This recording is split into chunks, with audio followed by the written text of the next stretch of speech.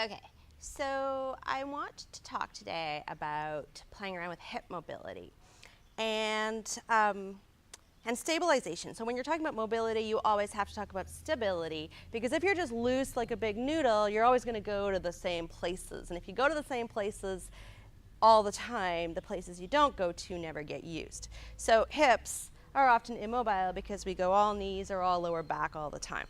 So we're going to start just by sitting on a half dome if you have one, because they're super helpful. You can get a foam roller and cut it in half if you don't have an actual half dome. You'll sit on the flat side and you'll just push yourself back and forth a few times. So watch my lower back here. It rounds as I push back with my feet. It hollows as I pull forward. So what I'm doing here is I'm rotating my pelvis from this sort of axis here, so it's rolling back into a tuck, forward into an untuck. And do this a few times because this is a nice area to relax and notice and get some suppleness into the lower back. And you're going to finish by pulling so that you're in this more, what I would call a neutral or untucked pelvis here. There will be a small curve in your lower back. When you stay neutral as you move your hips, you're getting more load on the hips specifically. So as you can see, if I cross my leg over like this is a hip movement. Can you see how my lower back is rounded?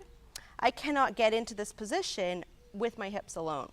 But what I can do is cheat it. I can get into this position and then roll forward on my pelvis. I'm untucking and get a fair bit of hip tension or load because I've rolled my pelvis forward. Now this is called a passive stretch. That means that I have put myself in this position and created tension here without using the muscles that I am currently stretching. This is a nice way to get your brain to reconnect to those muscles. And it's a nice way to assess yourself because you can see, okay, is my pelvis neutral? Is my leg stretchy here? Is it not stretchy? Do I need to pull my pelvis forward a little bit more? And when I say pull my pelvis forward, I mean it's almost like you're leaning forward. It's your ASIS, the bones at the front of your hip, that you want to feel leaning forward. So that's a nice passive stretch, and I like this one a lot, and I use it a lot. So you're going to come back in on the other side. Let yourself untuck if you need to, or sorry, tuck if you need to, and then untuck to feel the stretch on the outside of the other hip. And this really beautiful, passive, super chill kind of a stretch. It's nice to make sure here that your shin is on your thigh, not your foot. And again, what you're thinking about to create the stretch, more than the position of the leg, is the sense of rolling forward on your sit bones or untucking your pelvis.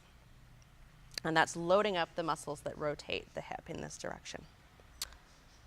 Okay, now that you've done that, so I wore my stripy shirt for a reason today, not just because it's awesome, but because it's easy to see when I move here. So if I lift up my leg and tuck my pelvis, I get front of my shirt wrinkles. And if I lift my leg to the side and lean over, I get weird wrinkles. So what I like about doing this seated is that you can use either my shirt or your mirror and the block underneath you to try to keep your pelvis very still. And now what we're going to do is some active hip movement. So you're going to see if you can lift your knee up without also moving your back. You're going to lift your knee up. You're going to circle it around out to the outside. Try to keep your weight even in both sit bones here. You can reach your knee out to the side like so. That's very crampy for me. So that means I'm using muscles that don't often work in that position. I'm staying as untucked as I can, and now I'm coming back into that figure 4 shape, reaching my knee out to the side, lifting my foot up, trying not to lean into that sit bone.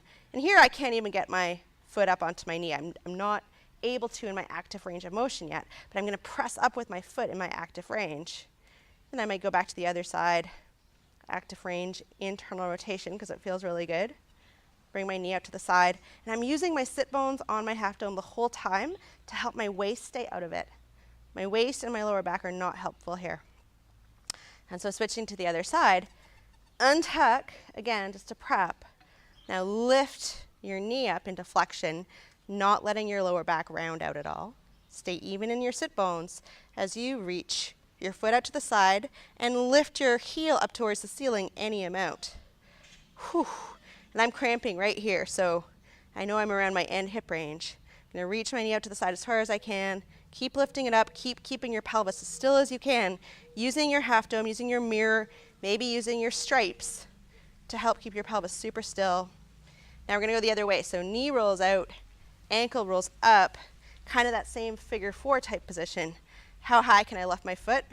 Not very high. There's a strength issue there as well, but this is the active version of the passive stretch we just did. And I don't know about you, but on me, it's a very different movement. So there's a lot of room left to mobilize in my hips, I would say. And then I can put it down.